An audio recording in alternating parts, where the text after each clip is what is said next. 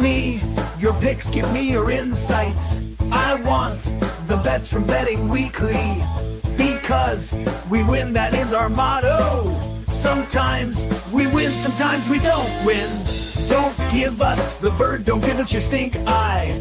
We try our best and we're successful. Come watch our show, Bet River sponsors. It's time to start, enjoy the show.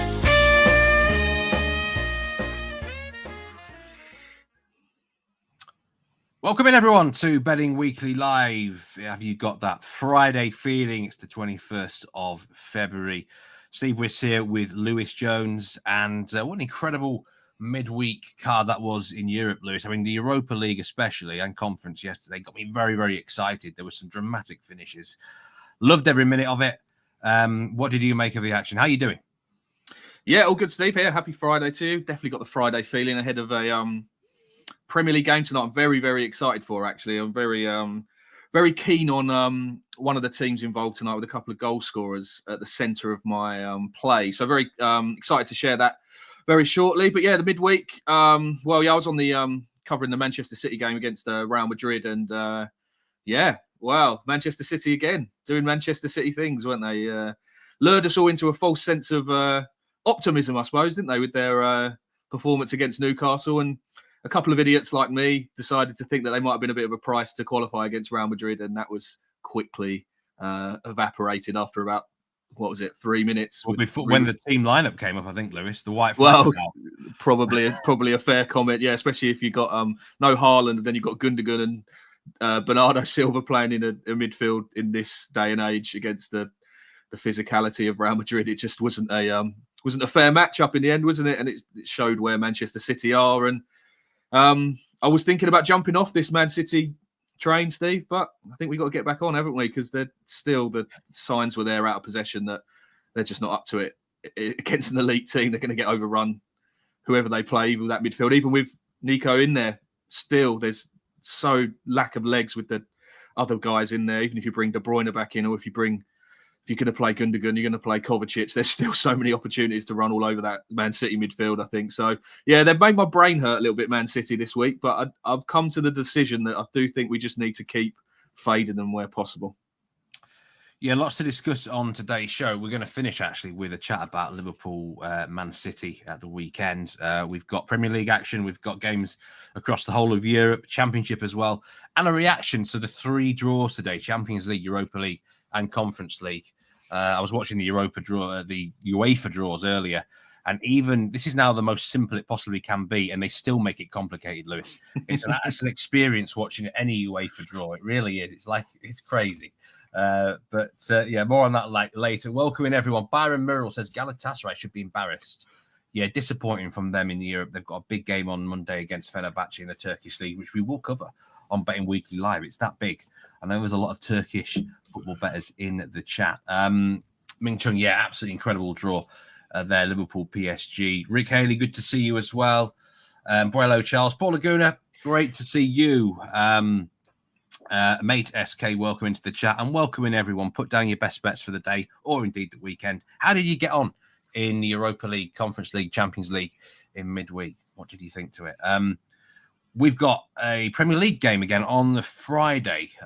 These catch me out, Lewis. I missed the fantasy deadline last week by 10 minutes. Cost me about 30 points to my rivals in some of the leagues that I'm in. I'm not going to miss it today. Got to take responsibility for your mistakes, Steve. Come on. Yeah, I am not going to miss it today. There's been a lot of interest in this game in the Premier League. It is Leicester City against Brentford. For those who watch the Premier League show, Jack Wright's coming heavy here on a 2-unit play. On the match, we've got Brentford now minus money favourites, minus 108. Leicester City plus 275. We've got a goal line there over 3.5 goals is at plus 140. Get the Asian line around 3.25. And there we go. Plenty of goal scorer prices as well. Both teams score. Yes, it's minus 200. Leicester, it's quite hard. I mean, let's just talk money line for a start here. I think it's quite hard to make a case for Leicester to get anything at the minute.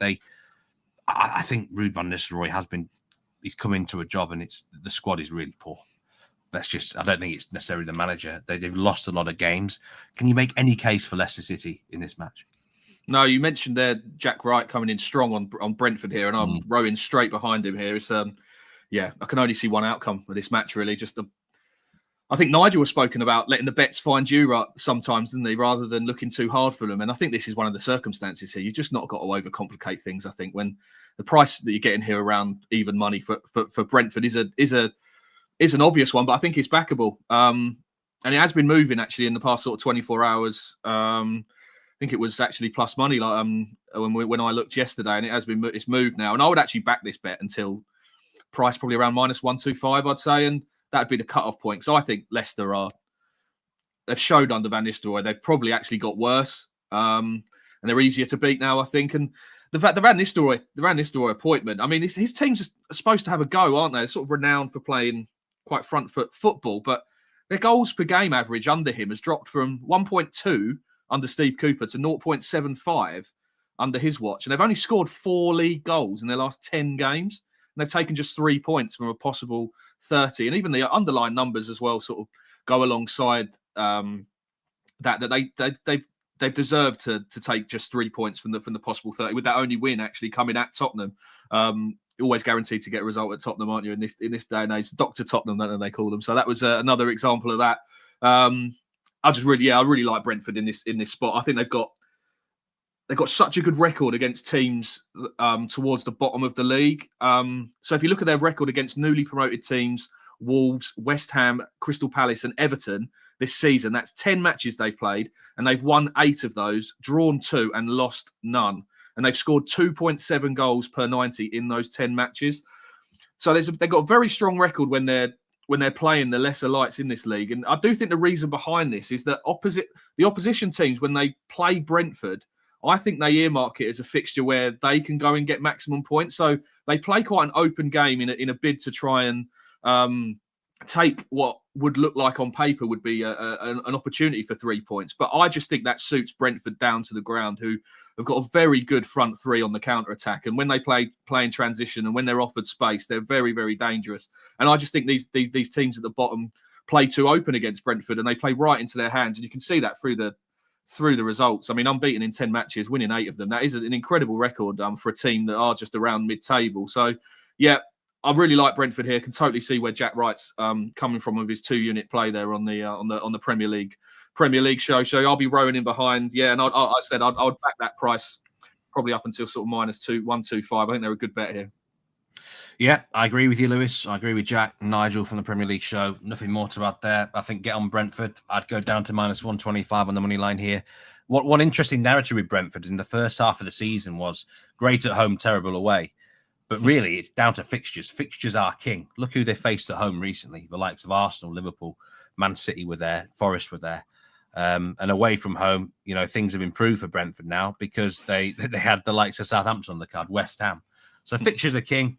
And this, Leicester City are a championship side in all but name. We go into the goal scorers market here because you've got a very interesting, well, I'm not going to say plays is the bets is the best way to say this. Look at the anytime market here. Jamie Vardy plus 205. Johan Visser plus 148. He's in my fantasy team, Lewis. I'm hoping he's going to get me some goals today. Brian Mbuemo plus 155, often on the penalties. And then Kevin Schade plus 240. Who would you be backing in the goal scorer market here? This is an interesting one. Yeah, I'm going to take a bit of a sort of left field strategy here, I suppose. And I'm actually going to back 3 Brentford players to score any time. And that's Brian Mbuemo, Johan Visser, and Kevin Schade. And I'll tell you why.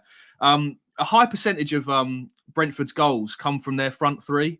It's sort of a very top-heavy kind of team. They have a clear formula, I would say, of creating chances that are inside the box and of a high probability and a high XG. It's just the way that Thomas Frank likes to go about it. And it's very unusual that midfielders take shots from range, defenders get into goal-scoring areas, etc. So it's not really surprising that the forward players get most of their goals. And just the numbers to back that up here. Of the 43 Premier League goals they've scored this season, Brentford, 32 of them have been scored by either Mbuemo, Visser, or Kevin Schade. So that's a 74% ratio of their goals have gone to the front three. And with the market here, just expecting Brentford to score at least 2 goals, I think the way to back a Brentford angle here is to actually back all three of them to score any time in singles, and also doubling them up in same game parlays to try and hit a big price if two of them score. And I think two of them scoring here is a runner. As you say, the price is on offer. What we got? We got Visser at 145. I've got it here. Embuemo 155 and Sharda plus 240 as well. So I'm just going to Dutch my stakes here across all three in singles, and then combine them and hoping to get a nice return. So if one of Visser or Embuemo score, then we'll just make a slight loss. But then if Sharda scores and the other two don't, we'll make a small profit based on those prices. But then if two of them or three of them all score, we're making some significant gains there across the singles and the doubles. And just the main reason I like this play is because looking back at those 10 matches that I referenced earlier with Brentford against the sort of the teams down the bottom of the league, in 6 of those matches, 2 of Visser, Embuemo, and Sharda both scored. So if you've been backing this bet across those 10 games against dense teams, you'd be hitting a very nice profit there on the doubles and the singles. And even if you look at the reverse fixture at the G-Tech earlier this season, Brentford won 4-1 and Visser scored and Sharda scored a hat-trick in that game. So this bet would have copped a nice return there as well. So I'm going to be quite bold and brave, and I'm going to back all three to score any time in the hope that maybe 2 of them can get on the score sheet. And then if all 3 score, Steve, then it's jackpot time, isn't it? But I like that. I like that angle here. We're just so confident and so pro Brentford. I think the way to sort of squeeze just a bit of juice out of the value is with the goal scorers here. So I'm going to back all the front 3 to score. Yeah, and the same game parlay for all 3 to score with Bet Rivers is 25-1. This actually occurred in the Southampton victory 5-0. Yeah. All 3 of them scored. If you want to do doubles as well, for example, Visser and Embuemo SGP, that's 6-1. And I'd imagine it'd be pretty similar if you add Sharda into that mix, maybe a little bit more actually. So I think it's a great angle. Sometimes it is worth putting eggs into one basket as such. And we're certainly all in the Brentford camp today. Anyone in chat, let us know if there's any love for Leicester out there at all. And I'd be interested to hear any reasons why if you are. Brelo Charles, Brentford moneyline, that's his best bet of the weekend. Benjamin Burdett, welcome into the chat. And Embuemo looks great value. Mate SK, Brentford to score both halves. Certainly wouldn't want to put anyone off that either, really. This could be a decent win for Brentford if they convert their opportunities. Unfortunately, I've not got any trader information today. The traders are still away. And again, I've not got the access to the house specials if there are any. But if there's some knocking around, I'm sure there will be something in the Premier League game. Be interested to see what they are and maybe get involved if they're sort of Brentford related. We're going to talk Championship soon, but before that, we've got a bunch of matches across Europe. So I just want to go through the card and explain my thoughts on it. Bundesliga in Germany, Frieburg against Werder Bremen. And we've got Frieburg around about the evens mark here. Won their last 3 games 1-0 exactly. Quite unusual for German teams. Frieburg are not a side I get involved with very often at all. Can never get them right. So they're often in my no bet sort of category. Werder Bremen, I do like betting in their games, mostly for the overs, sometimes as a dog away from home, actually. It wouldn't surprise me if they won this game. Lost against Hoffenheim last week, which no one really saw that one coming. But, I mean, the goal line is over 2.5. You've got a team which is going to try and sort of make the game closed and tight against a team that enjoys shootouts. So it's that age-old debate, Lewis. You know, what sort of match do you get when you get a couple of sides who have completely contrasting offensive philosophies, if you know what I mean? And I think sometimes the best answer is just don't get involved. There's often better opportunities across the board.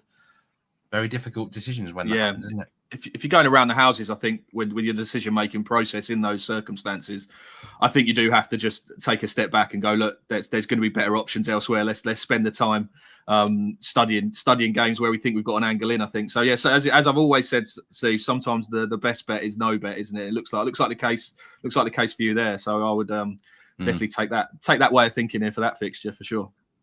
Rick Haley and Byron Murrell liking Frieburg on the money line. And I do know, having done a lot of these live shows, that Frieburg do get a lot of love in this chat. There's quite a few people who like betting on them. I don't like betting on them. But obviously there's guys out there and girls who have a better read on the club than me.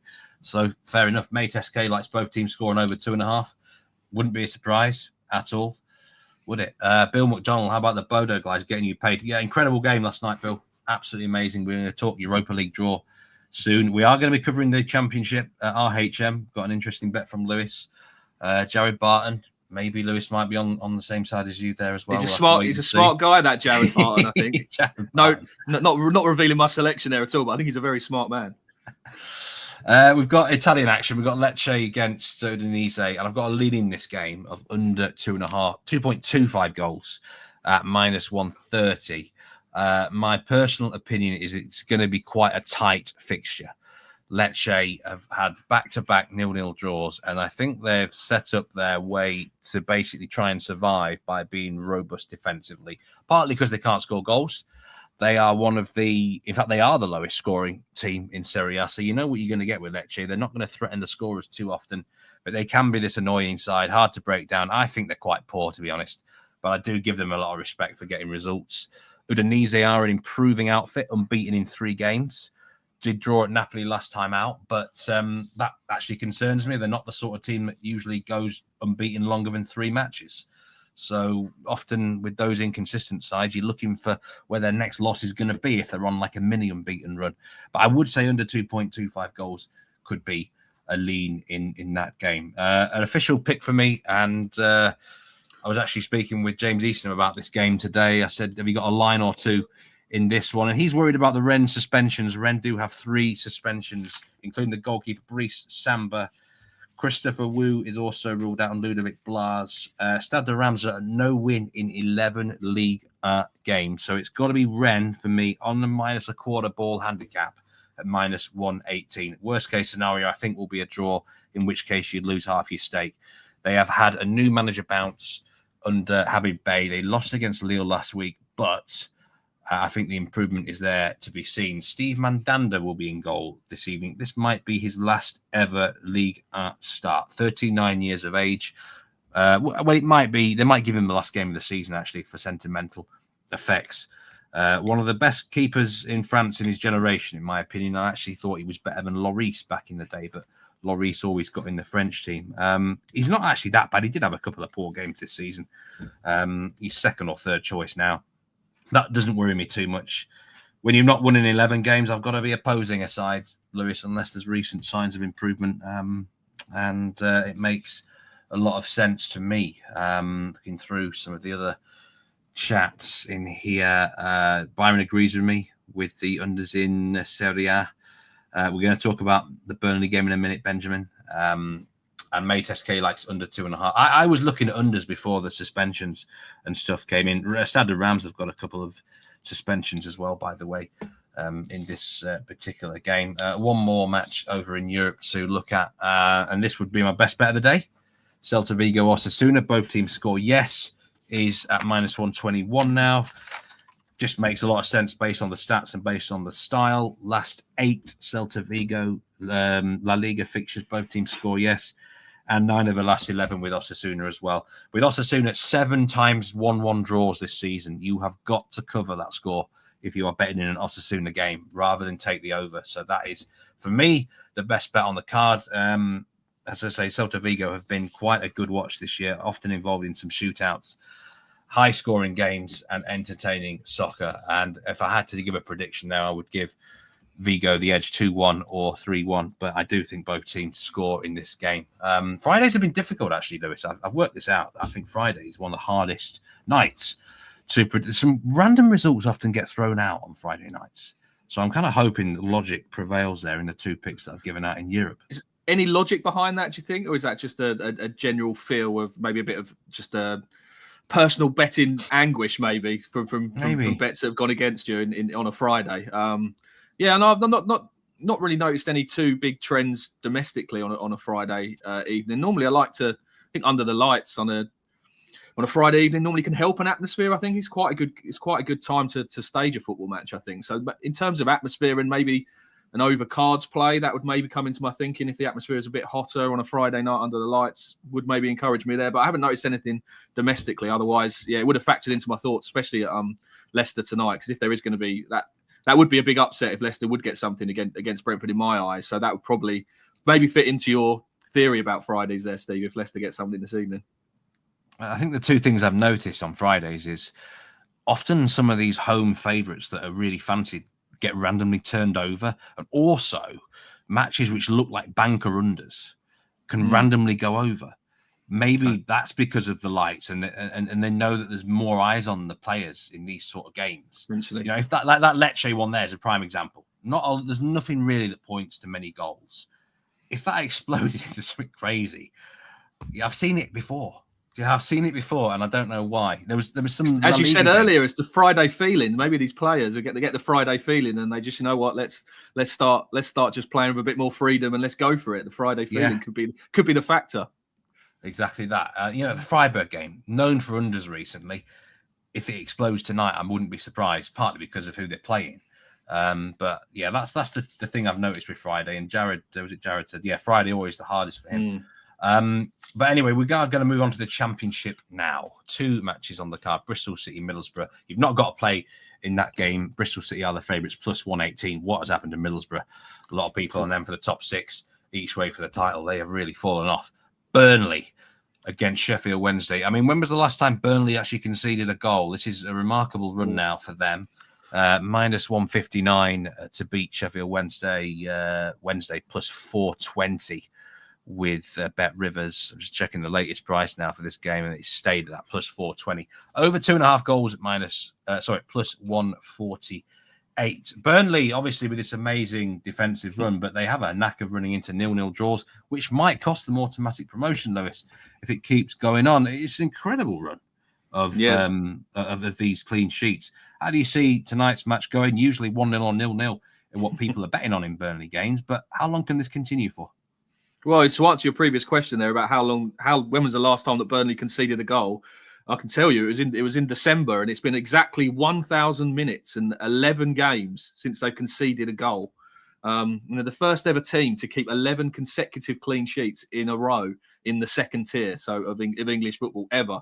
So what they're doing is pretty remarkable under Scott Parker. Not great if you're a season ticket holder, I'd argue, because they're not exactly a great watch, but defensively, absolutely rock solid and very hard to score against. And just from this game, you really have to ask yourself the question here. It's a bit of from a betting perspective, is do you be positive and keep following the trend of sort of Burnley's record-breaking defensive numbers, or do you look to flip it and look at how awful they are in attack and try and sort of row against how much they're dominating the market, and try and fashion a sort of an angle in to take them on?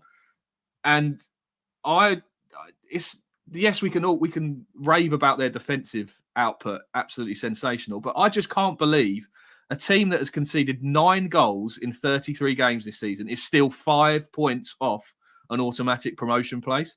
That is remarkable, and it's down to the fact they are just a really bad attacking team. They've scored just 39 goals in their 33 games, and they've failed to score in 13 of those matches. And they actually ranked 19th for expected goals created, so XG4 in the Championship. So just absolute signs here that their attacking process has completely been sacrificed by Parker for this focus on their defensive side of the game. And I say it all the time with teams that like to defend. Last time I checked in football, you need to score goals to win football matches, Steve, don't you? So I just think Burnley are so short here. If you are backing that minus money on Burnley, you are relying on them scoring a goal to win the bet. I don't like that at all. I want to back Wednesday here on a double chance around even money, for many reasons, really. I just think they have the better manager in the dugout as well. I mean, Danny Rowe is someone that is going places, I think, in his career. I think he's going to take a team up in the Championship at some point, whether it's going to be Sheffield Wednesday, or I think he might be in line for a job, maybe for a team that gets relegated that are looking for a manager. Because I do love the way he plays. It's very forward thinking. He likes to engage the high press. He's very attack minded. And they've scored 12 goals. They've scored in 12 of their last 13 Championship matches, and they're 6th in the league for expected goals. So they're sort of lurking just in behind the pack in the mid-table in the Championship. And they could be a team to just keep on your side here, I think, between now and the end of the season, to see if they can sneak into those probably 2 playoff places up for grabs in the Championship still. I think they're capable of putting a run together under this manager. with the style of football. When it gets hot, it's very hard to stop. So the reason I really like the double chance here for Sheffield Wednesday is because you get the 0-0 on your side by backing this bet, because obviously Burnley and 0-0s are just absolutely match made in heaven, aren't they? It's happened 13 times. I drew 0-0 13 times. 13 times. 13 Wow. times Burnley have drawn 0-0. So you have to you're fashioning a bet, and I want to take them on, but I want to make sure I've got 0-0 on my side. And they've drawn 0-0 in 6 of their last 10 league games. So you have to factor that correct score and get it on your side. And if we back the double chance here with Sheffield Wednesday, you've got that on your side, but you've also got like the 1-1, and then you've got any positive result for Sheffield Wednesday. And I don't think them winning the game like 1-0, maybe 2-1 is definitely on the cards here. I don't like this Burnley team from a betting perspective when you're banking on to go and win the game at short prices. I think it's, if you're following them on the money line, I think you do your money in the long term. So I'm really keen on Sheffield Wednesday, just with that double chance, around even money on your side, because you do get the 0-0, which is the 0-0 detector is absolutely flashing like you wouldn't believe for this game, I think, as well, isn't it? So you've got to get that on your side, and you can do that by backing Wednesday double chance. So I think that's a nice bet tonight, the even money. Burnley have kept the 0-0 detector in business, haven't they? Really, incredible stuff. I want to talk to you about expected goals against, because Jeremy Barton's said there Burnley are due to give up a goal or two. They have conceded 9 goals, but their expected goals against, and this is according to Wyscout data, is 27.28. So that is an 18.28 overachievement in terms of expected goals against. There's 3 other teams who have a huge overachievement, by the way. Stoke City 16.09, Sheffield United 14.55, Blackburn 12.85. Now, the obvious answer to explain why this is happening is goalkeepers, but I can't believe it's just goalkeepers. I think it's got to be, for me, the standard of finishing in the Championship has got to be a thing. And you mentioned there that Sheffield Wednesday have quite a high XG. They do score some goals. So if we go on underlying metrics, maybe that run could end here. Burnley are due, to be fair, Trafford's had a good season in the Championship. But it can't just be about goalkeepers, can it? They have had a factor, definitely, but this is absurd overachievement now. Yeah, it's a metric I like to use is the post-shot XG for measuring goalkeepers. And Trafford's only 3rd in the league, which, considering their defensive output, you'd have thought he would be by far clear on what. Who are the top 2? Oh, I haven't got it to hand at the moment. Elan Meslier. Not sure, Steve. I'm not sure, man. I very much doubt it. I haven't got them to hand, but I did run the numbers a week ago or so, and Trafford was only coming in 3rd. And just on this run of Burnley over these 11 games, obviously incredible clean sheet run. Their XG against is 9.3, so they should have actually conceded to the data 9.9 goals really, and I think 2 of those were penalty saves as well from Trafford. So that's obviously had an effect on the XG in their favor against them. So. Yeah, it's a run which is going to end. This is the thing. This can't go on this run. I do think it is it's incredibly unsustainable from a defensive point of view, and just the variance of football. I mean, Sheffield Wednesday are set up to score a goal, so they are going to go there and they're going to try and score a goal. So this is just the simple equation, really. That they will eventually concede one, Burnley, and I'm sort of hoping that it is this evening, because I think if Sheffield Wednesday get on the score sheet, then the double chance looks very likely to land, because I would not be confident of Burnley scoring 2 goals in any football match this season under Scott Parker. So I think, as long as Wednesday get on the score sheet, if they can, and break this run, which I think is a definite runner tonight, I think that even money has got a very good chance of landing. Yeah, plus 104 now, Sheffield Wednesday. Draw double chance with Bet Rivers. And I will also make a point, if and when Burnley do concede a goal, especially if it's the first goal, what happens? They could completely... They're not used to conceding goals. They might chase the game, and you might be like London bus syndrome. You get more than one in a particular game. Reece Williams said it's Scott Parker's style of football, similar to watching paint dry. Indeed. I like Scott Parker. I like how he comes across, but dear me, that's his style. We know. I think I'd rather watch paint dry, to be honest. I think so, mate. Just a quick word on Middlesbrough. I know there's no bet for this game, but I mean, just 2 wins in the league since the 14th of December. Lost 4 in a row. A lot more was expected of them this season. What has kind of gone wrong there? You got a prediction for this match? Well, Borough, yeah. I mean, I thought they were going to change manager at the start of the week. There were some noises around that Carrick was going to get replaced and they were going to go in a different direction, but he seems to have kept his job, and they're very sort of sensible club, I think, Middlesbrough, the way they're run. So I think they know they've got a good manager there, and who's the process is always quite strong, and the way they go about it is quite unique and consistent in the Championship. So the style of football's okay.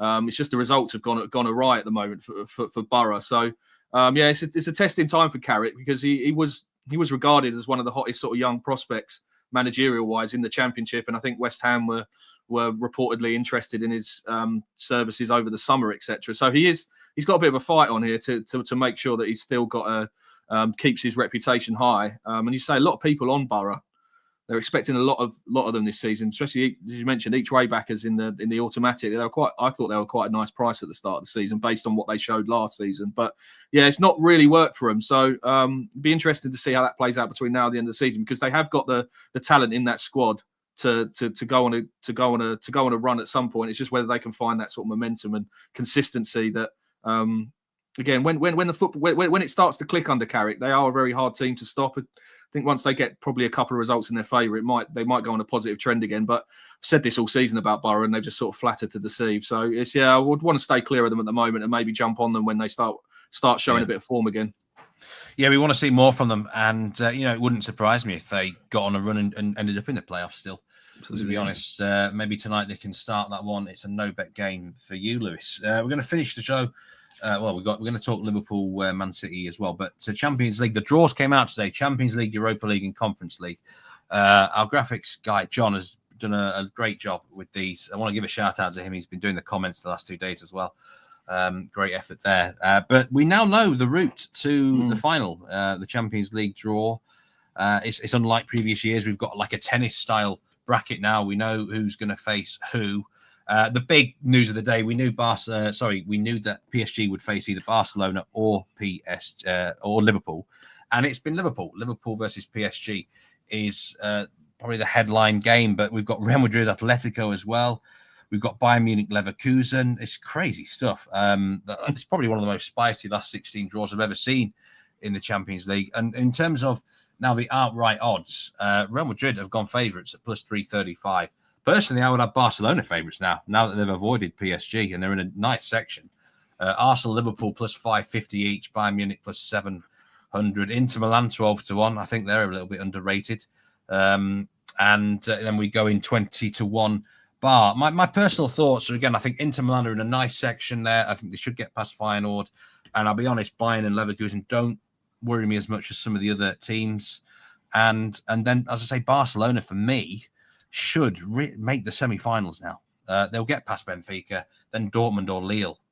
After that, of course, it gets tricky. So I'm surprised they're not the favourites. I think Real Madrid are the favourites just based on reputation and name. What was your sort of reaction to this draw, Lewis? And is there a team that you might think, hey, there's a bit of value there?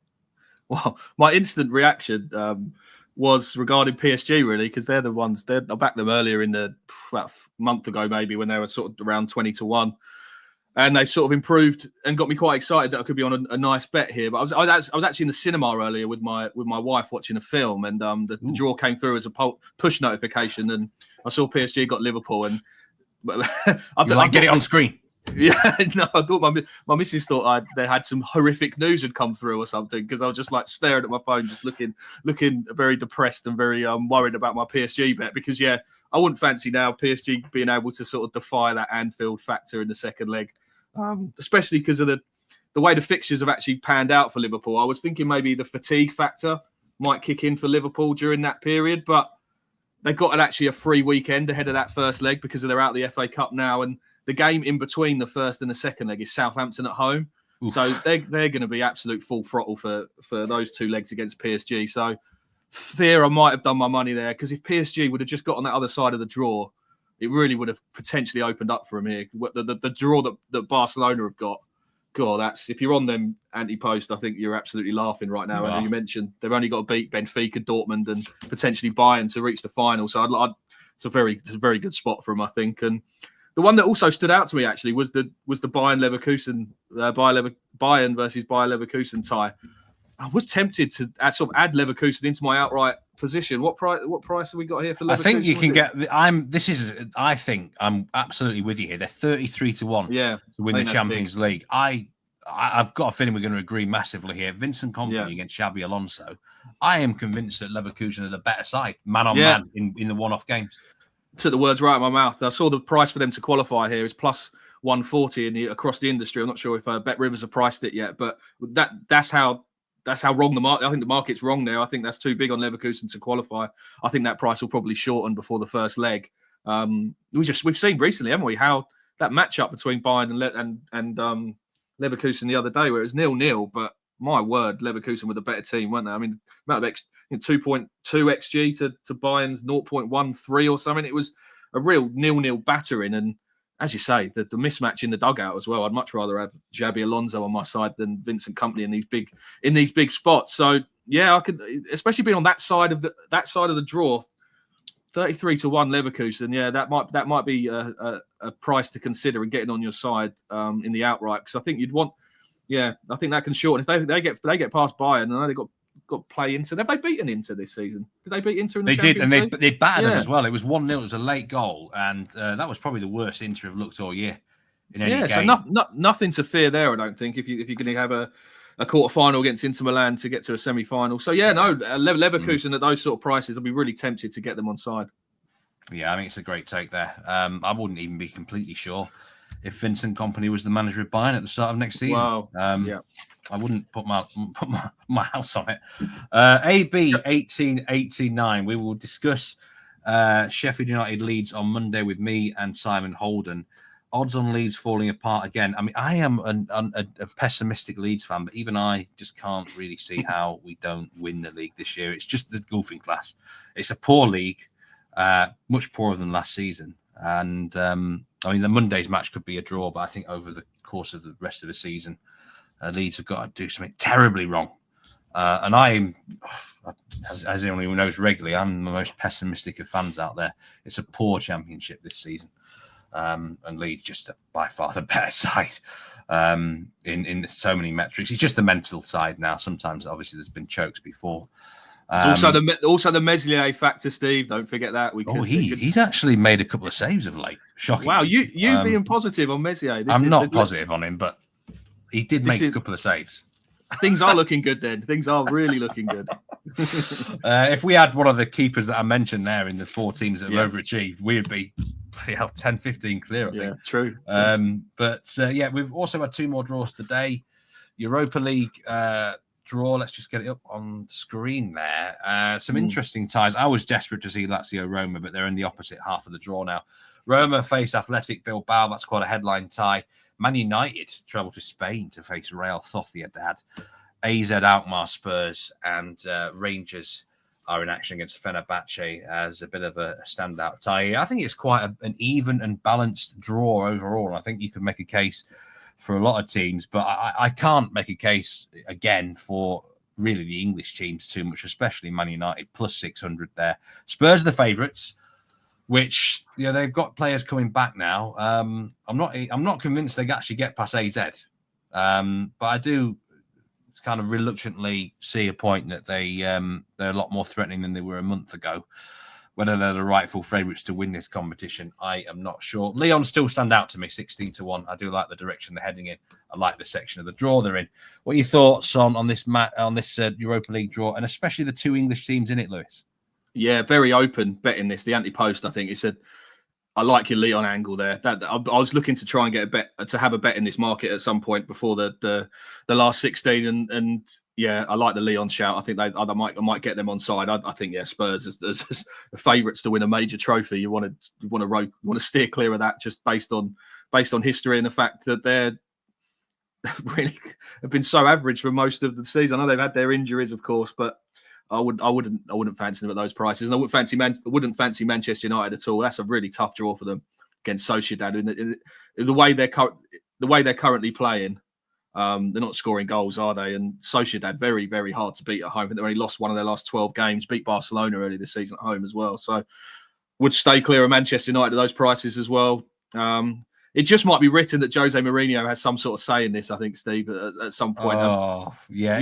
But I am glad that I will not be going near that section of the draw, that quarter of the draw, because you just know he can sort of grind his way. So I was going to use a naughty word there, grind his way to the semi-final at the very least. But I think that's a brutal section. Rangers play, for whatever reason, play very well in Europe. They have done for years, and they've nothing else to focus on. And then Roma, Bilbao especially, are a very good team in my opinion.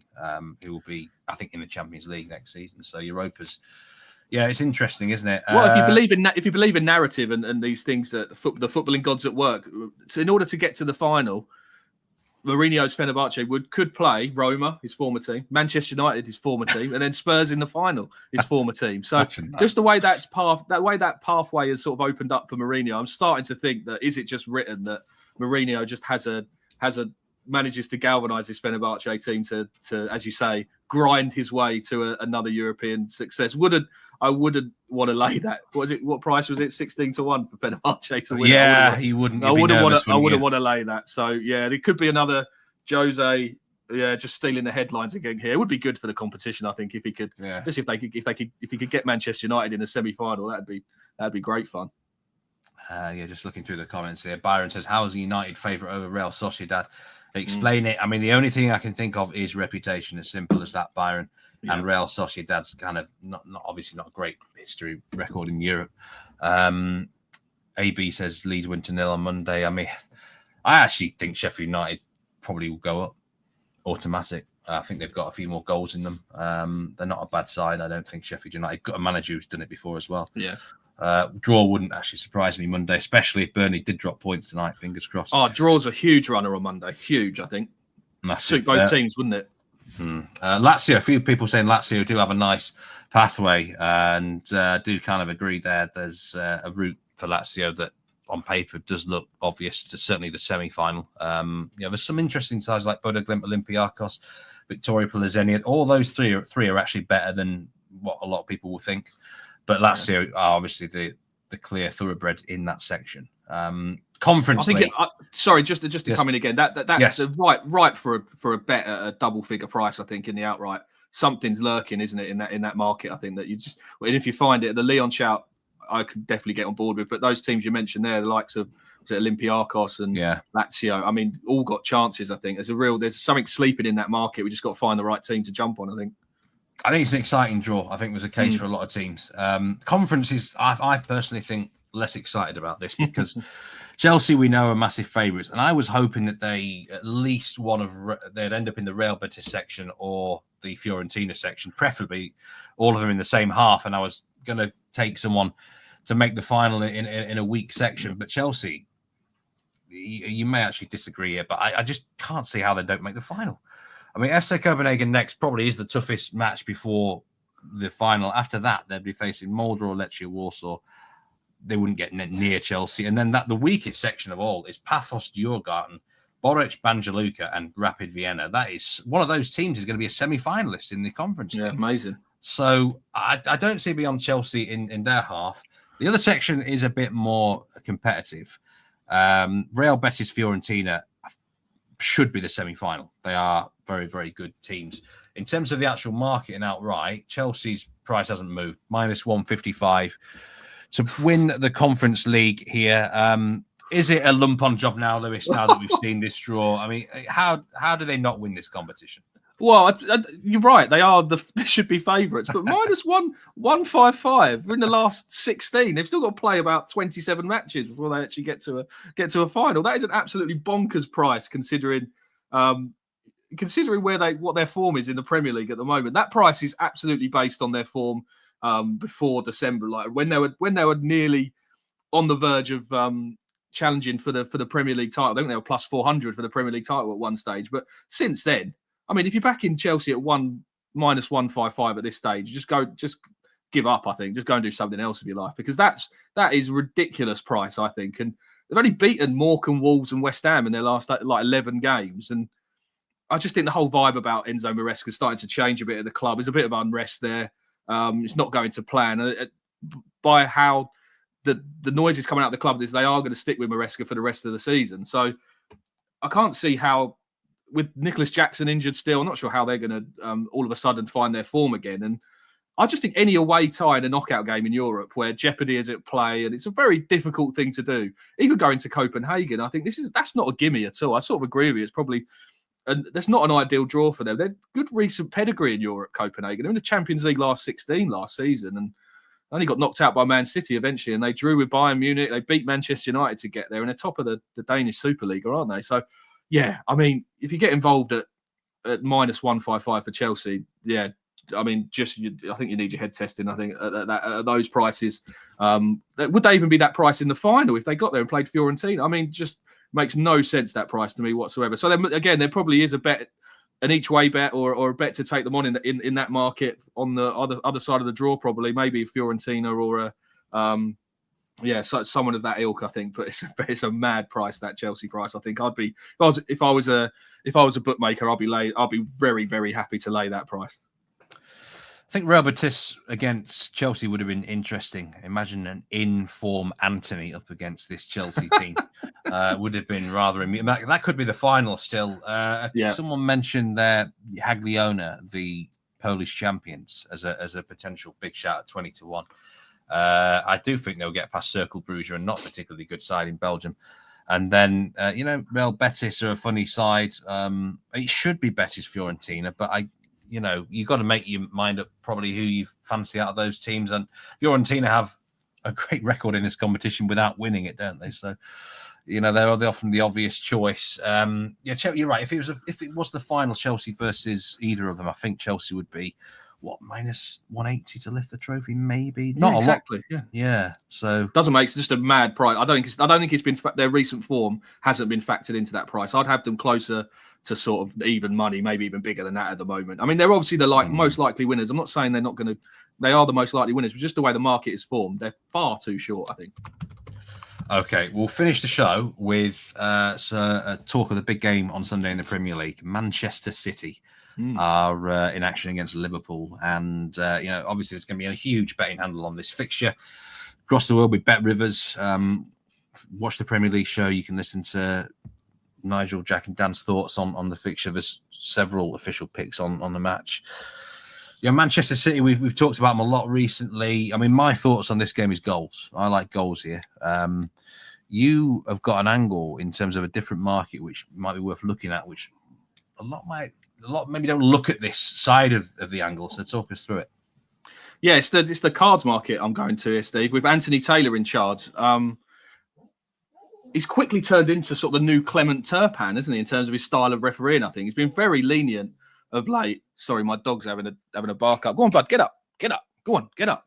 As bad as my quails. Yeah, sorry. Yeah, no, in the background. So I'm going to have to let me throw you a treat, but I've got a treat in my pocket. Bud, get up there. Go on, get up. A hot dog. Hot dog. Sorry, yeah, no. In terms of the Anthony Taylor are on here, aren't we? The leniency he's shown at the moment when he's refereeing is ridiculous. He's averaged just 2.62 cards per game across his last 14 Premier League games, and he's shown under 4.5 cards in 11 of those 14 as well. He's just sort of relishing this newfound love of leniency, I think. And the under cards line in this fixture has just got my attention massively. Under 4.5 is minus 133. That's got a great chance, I think. We're just with the referee at play here. I would also look at the under 3.5 at plus 155 and the under 2.5 cards at plus 330. Also great bets, I think, when you're looking to have a bet on this market. And I understand people will be quite fearful of backing the unders line in a high-profile game like this. And I totally get it. But the rivalry between these two isn't as intense. It's not Arsenal versus Man City vibes in terms of like violence. It's much more respectful. And you can see that through the last 11 meetings between the teams, even when they were going for the title. The games have only averaged 3.7 cards per game, with 9 of those going under the 4.5 line. So there's plenty of evidence here to suggest that Taylor is going to be in his element, I think, and he's going to be a very lenient in the middle, I think. And that under 4.5 cards line at that price, yeah, that's one of the best bets of the weekend for me, that one. Yeah, I'm just looking. I don't think he's given over 4.5 in any of his last, 10 in all comps. I actually watched him referee last night in Galatasaray against AZ. And you know what it's like in Turkey. it can get a bit feisty. It was a frantic game. Gave one card. Did he? One Wow. card. In a second leg as well. Yeah, it was. Yeah, and I couldn't believe the restraint he was showing. Sometimes I feel like they've got to do that in Turkey because it just kick off else. But like he's relishing it. He's relishing in this newfound love of it. Honestly, he did the Palace versus Everton game the other day, and he was really in a sort of jovial mood, and he was loving, like really enthusiastic. He was really sort of playing up to his new role, I think, as Mr. Leniency, and he's definitely got Clement Turpin vibes, I think. And just with how big this game is in terms of the worldwide eyes on it, I think he's going to be even more lenient. I think he's going to let a lot go.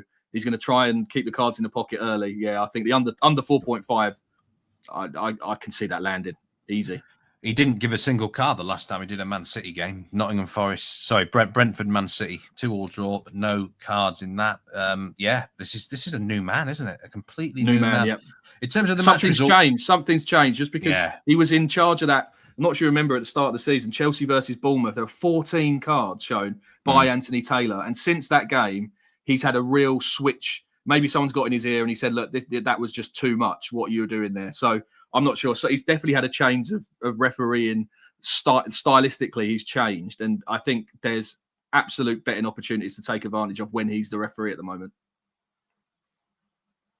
So the same happened to Istvan Kovacs. I think he's one of the Eastern European nations anyway. He's a referee. He gave something like nearly 20 cards in the Euro Championships this summer, Czech Republic, Turkey.